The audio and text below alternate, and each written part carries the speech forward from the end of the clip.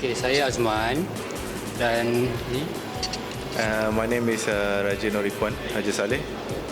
We are from Mr. Gunpla Studio and Cafe.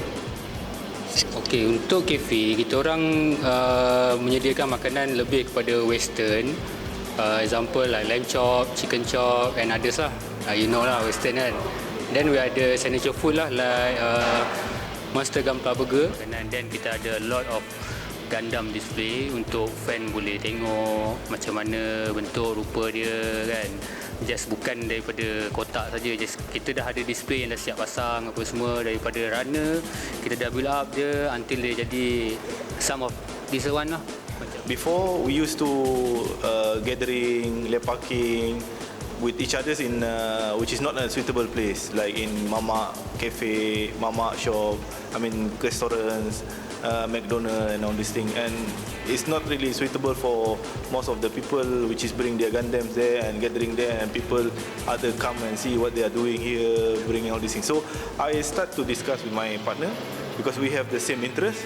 So we think that why not we open one Gunpla cafe for all the Gunpla fans to be together, lepak, and then they also can grouping, and then they also can whipping, which is opening and do the Gundam in our cafe and studio.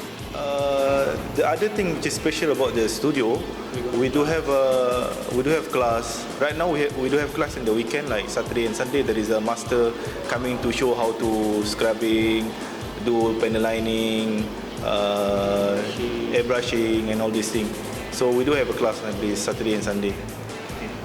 So for the next activity is gonna be we're gonna carrying a gathering for RH78-2 gathering. It's gonna be 1 November, and also we do have KL Bricks. We participate in KL Bricks Festival. Okey, kita dekat first floor kita ada menjual Gundam lah. For the next nanti maybe next year ke apa kita akan masuk toy lain lah, figurine, dan ada mecha. Just for now kita fokus pada Gundam dulu. Kita ada menjual Gundam lah selain daripada restoran di tingkat bawah.